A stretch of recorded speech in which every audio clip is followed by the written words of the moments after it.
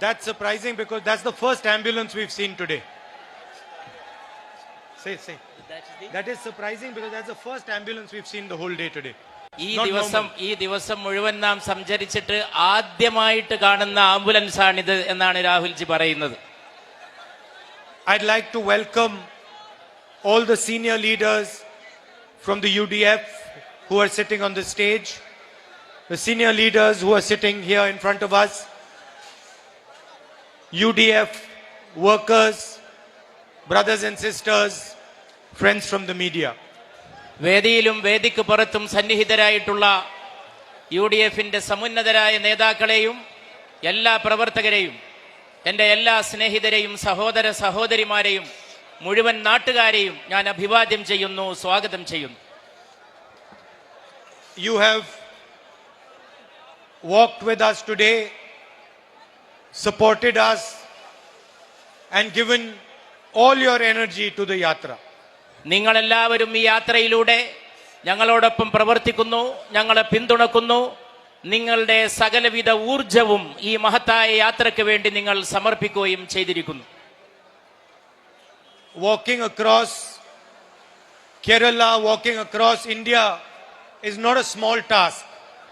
രാജ്യത്തങ്ങോളം ഇങ്ങോളം നടക്കുക എന്ന് പറയുന്നത്, ഇന്ത്യയിൽ മുഴുവൻ സഞ്ചരിക്കുക, കേരളം അങ്ങോളം ഇങ്ങോളം സഞ്ചരിക്കുക എന്ന് പറയുന്നത് ഒരിക്കലും ഒരു ചെറിയ കാര്യമല്ല. It is more than 3,500-600 kilometers. 3,500-3,600 കിലോമീറ്ററോളം വരുന്ന ദൂരം നടന്ന് തീർക്കുക എന്നാകുന്നു അതിന്റെ അർത്ഥം. But it becomes much easier when we have the support of the people.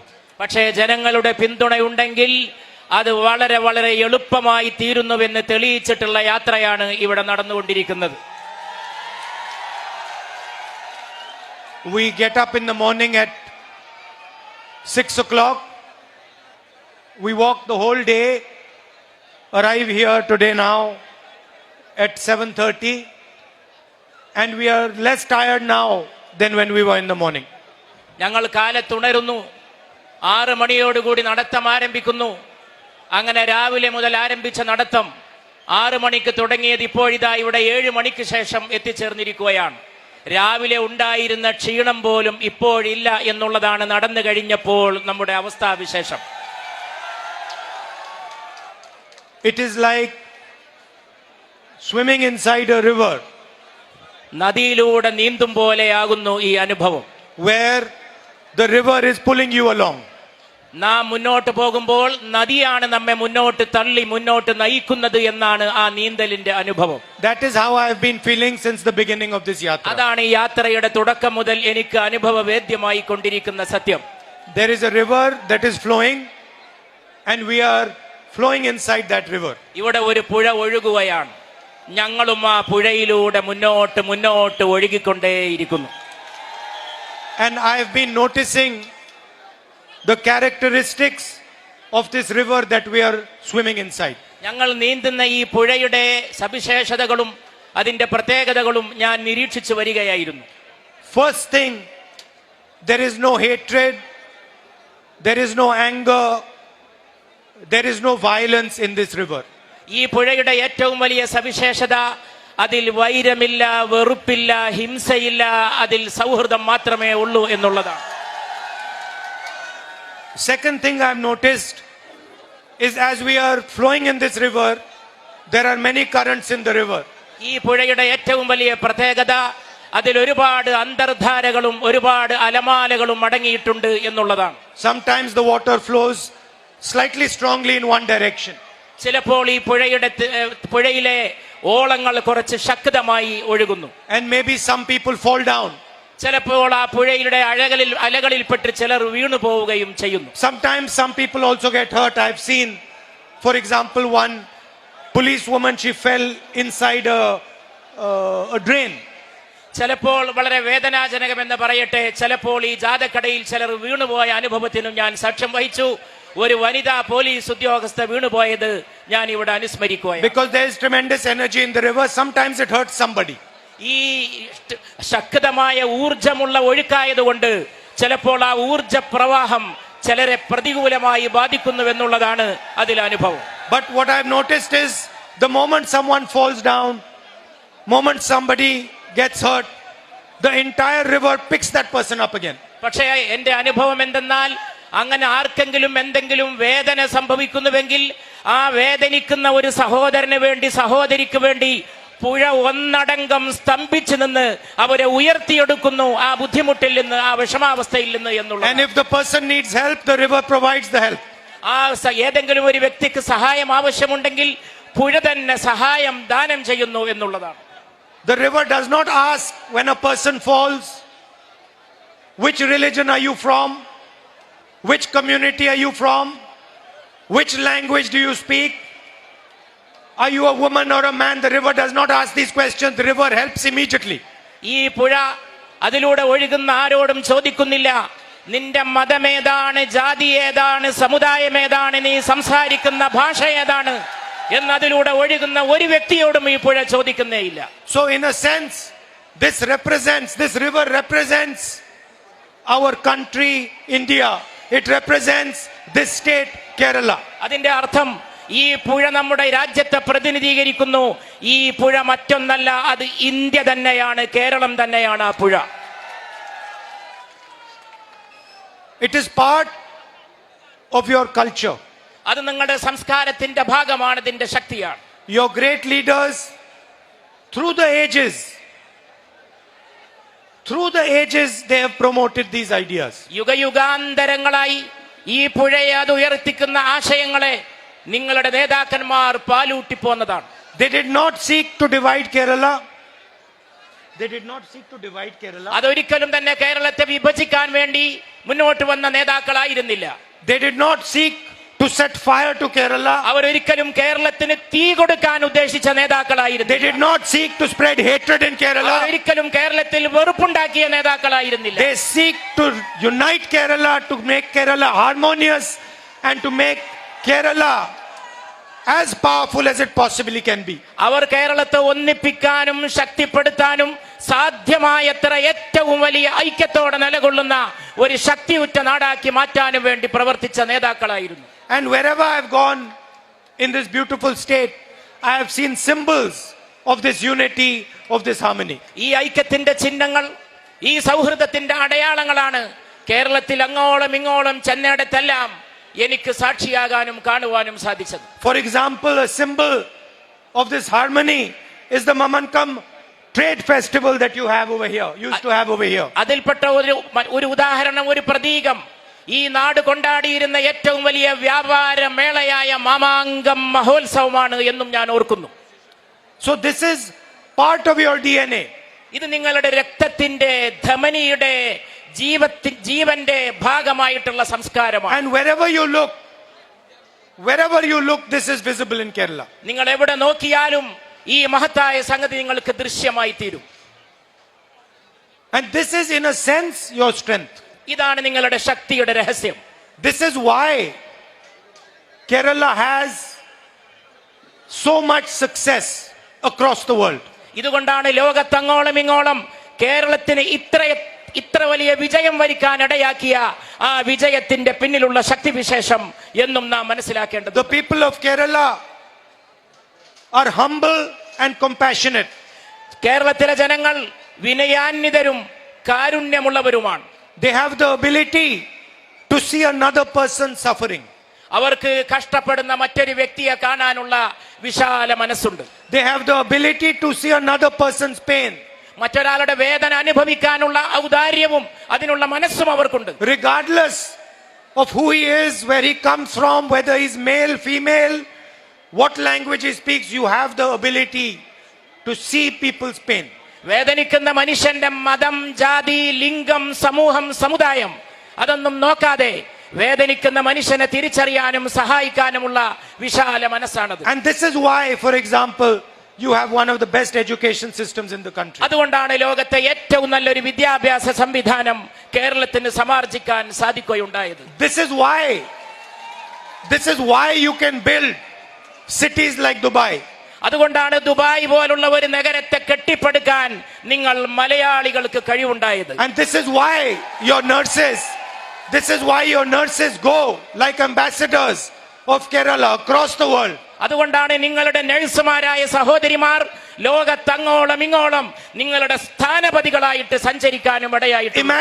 Imagine the disgrace your nurses would bring to Kerala if they ask their patient, what language do you speak?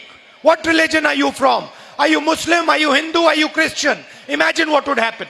ഈ നഴ്സുമാരോട് ആരെങ്കിലും ചോദിച്ചു വന്നിരിക്കട്ടെ, നിങ്ങൾ ആരാണ്, ആണാണോ പെണ്ണാണോ, മതമേത്, ജാതിയേത്, സമുദായമേത്, അങ്ങനെ ഒരു ചോദ്യം ഉന്നയിക്കപ്പെട്ടിരുന്നുവെങ്കിൽ എന്താകുമായിരുന്നു സ്ഥിതി എന്ന് നിങ്ങൾ ഊഹിച്ചു നോക്കുക. The beauty of Kerala's nurses is that they do not ask these questions. ഇങ്ങനെയുള്ള ചോദ്യങ്ങൾ ചോദിക്കുന്നില്ല എന്നതാണ് കേരളത്തിലെ നഴ്സിംഗ് രംഗത്തെ പെങ്ങന്മാരുടെ സൗന്ദര്യം എന്ന് ഞാൻ ചൂണ്ടിക്കാണിക്കാൻ. They understand the suffering of a human being. അവർക്ക് മനുഷ്യരുടെ കഷ്ടപ്പാടുകൾ അറിയാം. And this is the power of Kerala and the power of India. ഇതാണ് കേരളത്തിന്റെ ശക്തി, ഇതാണ് ഇന്ത്യയുടെ ശക്തി. Now there are some people in this country who are confused. ചില ആളുകൾ ഈ രാജ്യത്ത് ഇന്ന് ഏറ്റവും വലിയ ആശയക്കുഴപ്പത്തിലാണ്. They are under the impression that the answer to India's problems is to spread hatred, violence and anger in this country. ഇന്ത്യയുടെ പ്രശ്നത്തിനുള്ള പരിഹാരം സാധിക്കുന്നത്ര വെറുപ്പും വൈരവും വിദ്വേഷവും വമിക്കലാണ് എന്നാണ് അവർ തെറ്റിദ്ധരിച്ച് വശായിട്ടുള്ളത്.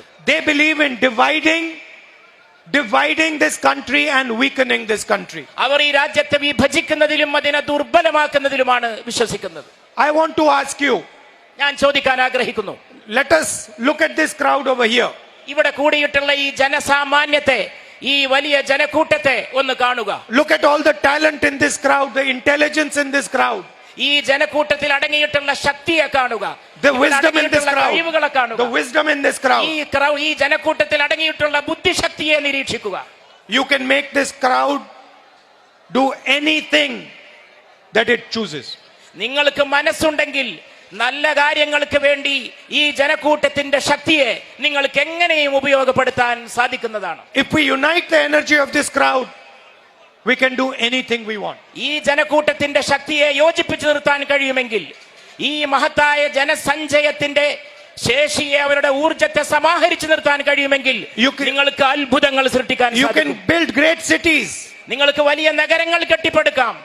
You can build education system. നിങ്ങൾക്ക് വിദ്യാഭ്യാസ സംവിധാനങ്ങൾ നിർമ്മിക്കാം. You can build a healthcare system. നിങ്ങൾക്ക് ആരോഗ്യ സമുച്ചയങ്ങൾ സംഘടിപ്പിക്കാം. You can do anything you want with the talent in this നിങ്ങൾക്ക് crowd. ഇച്ഛിക്കുന്നത് എന്തും ഈ മഹത്തായ ജനക്കൂട്ടത്തെ കൊണ്ട് സാധ്യത പ്രായമാക്കാം. Now imagine സങ്കല്പിച്ചു നോക്കുക, if we divided this crowd. ഈ ജനക്കൂട്ടത്തെ നിങ്ങൾ വിഭജിച്ചാലോ? Imagine if everybody in this crowd was trying to beat each other and kill each other. ഇവിടെയുള്ള ഈ ജനക്കൂട്ടത്തിലെ ജനങ്ങൾ ഓരോരുത്തരും പരസ്പരം മല്ലടിക്കാനും പോരടിക്കാനും തുടങ്ങിയാലോ? Imagine if everybody in this crowd was only interested in insulting each other. ഈ ജനക്കൂട്ടത്തിൽ അടങ്ങിയിട്ടുള്ള ആളുകൾ പരസ്പരം അപമാനിക്കാനും അവഹേളിക്കാനും തിരിഞ്ഞാലോ? Could we ever use the talent of this crowd? അങ്ങനെയെങ്കിൽ ഈ ജനക്കൂട്ടത്തിന്റെ ശേഷിയെ നമുക്ക് എങ്ങനെയാണ് നല്ല കാര്യങ്ങൾക്ക് വിനിയോഗിക്കാൻ Could സാധിക്കും? we ever make this crowd do something successfully?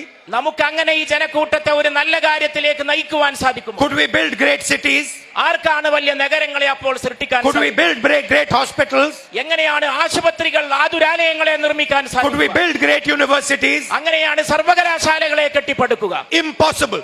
അസാധ്യമാണ്. Because the moment you brought 2 or 3 people together, they would fight. ഇവിടെയുള്ള Because the moment you brought 2 or 3 people together, they would fight. മൂന്നാളുകളെ ഒന്നിച്ചു കൂട്ടി നിർത്തിയാൽ അവർക്കിടയിൽ സമരവും ഏറ്റുമുട്ടലും ഉണ്ടാവുമെന്നുള്ളതാണ് വിഭജിച്ചു നിർത്തിയാലുള്ള ഫലം. Hatred is very easy to spread. വളരെ എളുപ്പമാണ് വെറുപ്പ് പ്രചരിപ്പിക്കാൻ. It is very easy to insult someone. മറ്റുള്ളവരെ അപമാനിക്കാൻ അതിലേറെ എളുപ്പമാണ്. But hatred and insults will never allow you to build a nation. പക്ഷേ ഈ രാജ്യത്ത് ഒരിക്കലും വിദ്വേഷം പടരാൻ നമുക്ക് അനുവദിച്ചുകൂടാത്തതാണ്. And that is what we are seeing. പക്ഷെ അതാണ് നമ്മൾ കണ്ടുകൊണ്ടിരിക്കുന്നത്. Narendra Modi ji is spreading hatred everywhere. Narendra Modi ji എല്ലായിടത്തും വിദ്വേഷം പ്രചരിപ്പിക്കുകയാണ്. And look at the state of the economy. ഈ രാജ്യത്തിന്റെ സമ്പദ്ഘടനയുടെ സ്ഥിതി ഒന്ന് പരിശോധിക്കുക. Highest unemployment India has ever faced. ഈ രാജ്യം കണ്ടതിൽ വെച്ച് ഏറ്റവും വലിയ തൊഴിലില്ലായ്മയുടെ അവസ്ഥാവിശേഷമാണ് ഇന്ന്. Look at the situation with regards to the prices. വിലക്കയറ്റത്തിന്റെ സ്ഥിതി ഒന്ന് ആലോചിച്ചു നോക്കൂ.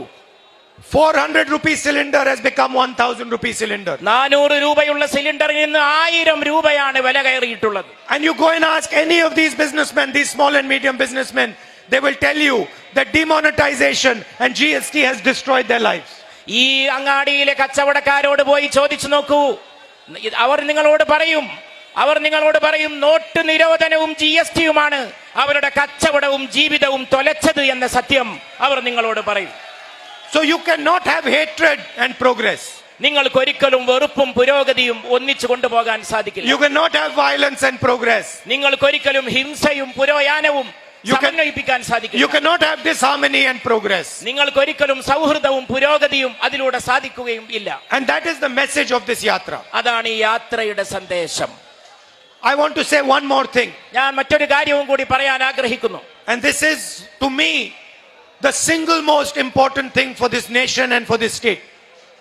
എന്നെ സംബന്ധിച്ചിടത്തോളം ഈ രാജ്യത്തിനും ഈ സംസ്ഥാനത്തിനും ഞാൻ ആഗ്രഹിക്കുന്ന ഏറ്റവും പ്രധാനപ്പെട്ട കാര്യം എന്ന് പറയുന്നത്, a country that does not know how to respect its women can never ever achieve anything.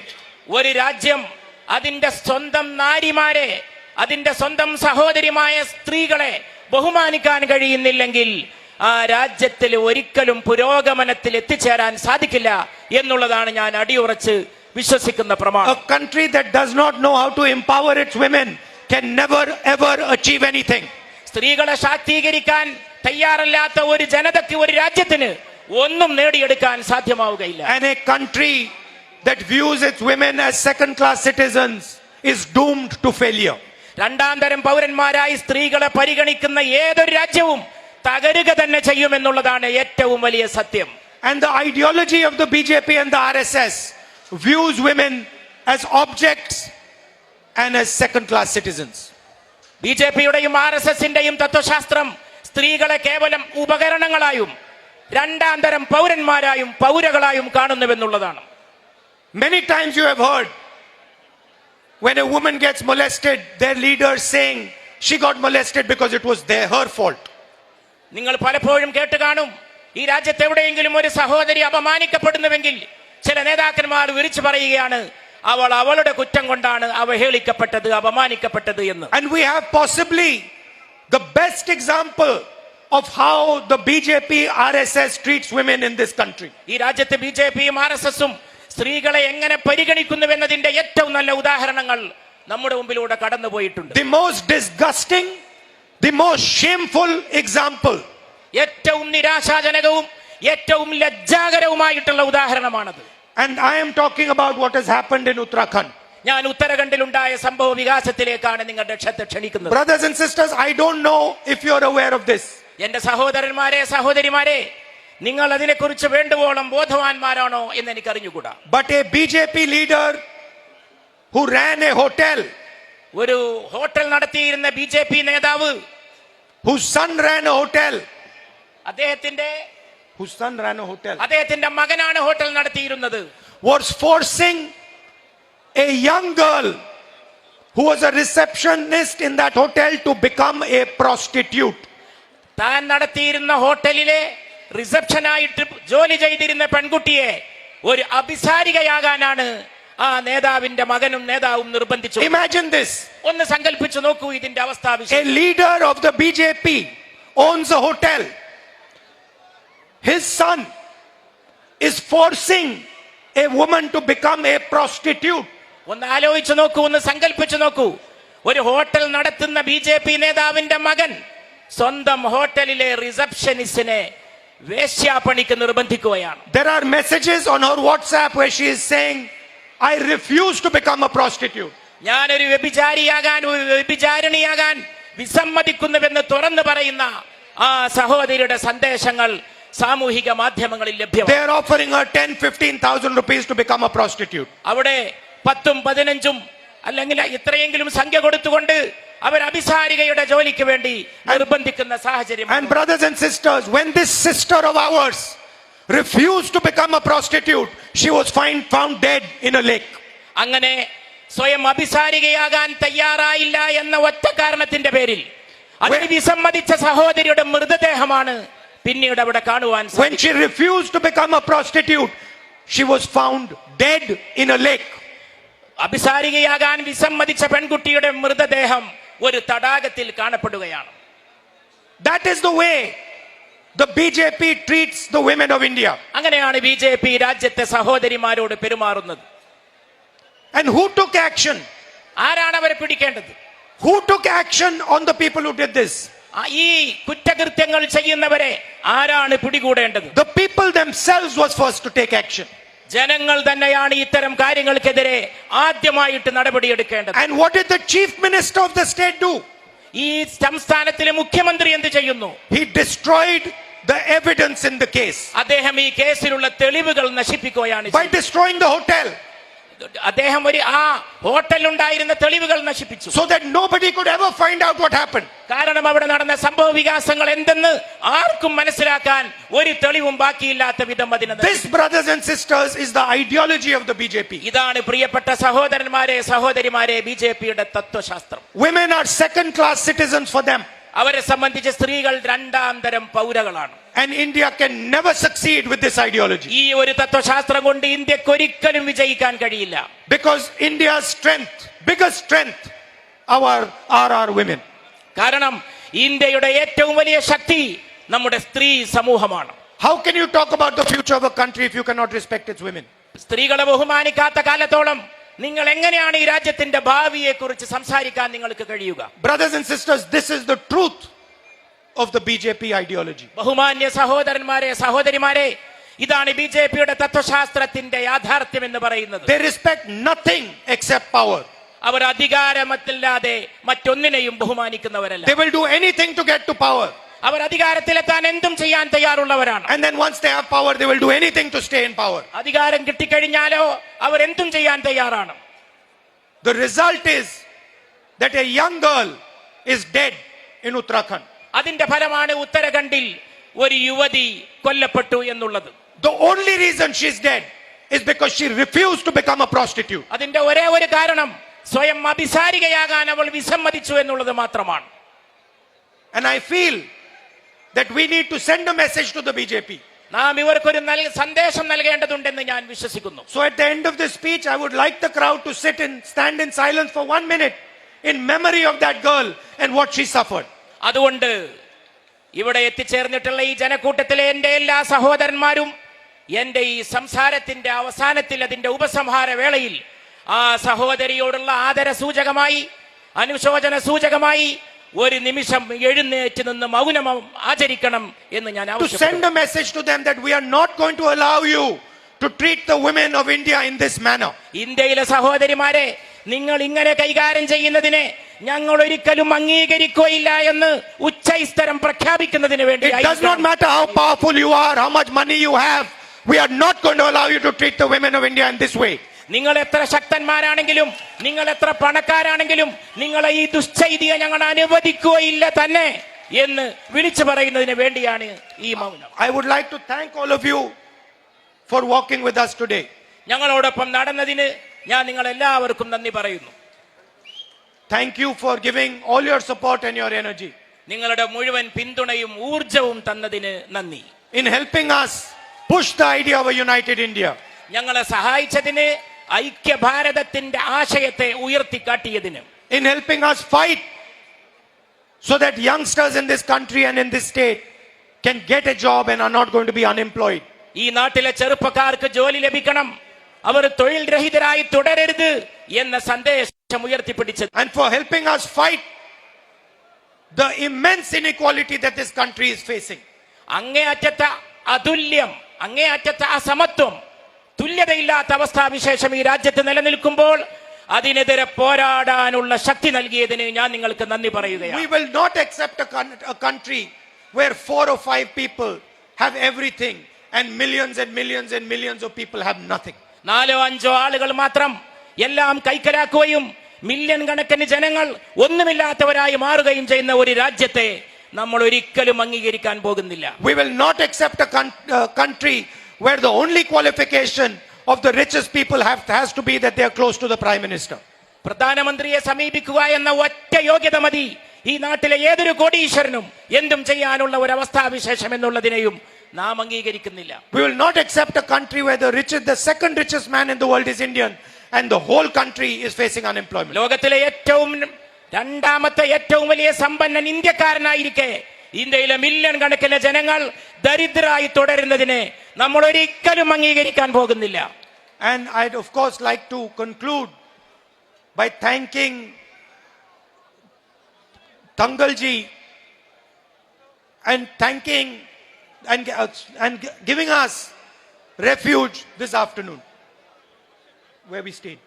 ഞങ്ങൾക്ക് പിന്തുണ നൽകിയതിനും സഹായിച്ചതിനും ഇന്ന് ഉച്ചയ്ക്ക് ശേഷമുള്ള വിശ്രമത്തിന് വേണ്ട സൗകര്യങ്ങൾ ഒരുക്കിയതിനും ബഹുമാനപ്പെട്ട we remember the great leader Tangalji. അതോടൊപ്പം തന്നെ അഭിമന്യനായ നേതാവ് സാദിഖ് അലി തങ്ങളെ ഞാൻ ഇവിടെ പ്രത്യേകം ഓർക്കുകയും നന്ദി പറയുകയും ചെയ്യുകയാണ്. Who exemplified the idea of Bharat Jodo, who exemplified the idea of bringing people together. ഈ രാജ്യത്തെ ജനങ്ങളെ ഒന്നിപ്പിച്ചു കൊണ്ടുവരുന്നതിനും ഭാരത് ജോഡോ യാത്ര എന്ന സങ്കല്പത്തെ ആശയത്തെ ഉയർത്തിപ്പിടിക്കുന്നതിനും വേണ്ട ശക്തിയും പിന്തുണയും നൽകിയതിന്റെ പേരിലും ഞാൻ ബഹുമാനപ്പെട്ട തങ്ങളെ പ്രത്യേകം ഇവിടെ പരാമർശിക്കുകയാണ്. A man who advocated communal harmony and brotherhood across all religions. രാജ്യത്ത് അങ്ങോളം ഇങ്ങോളം സാമുദായിക സൗഹൃദവും ഐക്യവും ഉദ്ഘോഷിക്കുന്ന നേതാവാകുന്നു ബഹുമാനപ്പെട്ട തങ്ങൾ. Thank you very much. നിങ്ങൾക്ക് എല്ലാവർക്കും അങ്ങേയറ്റം നന്ദി.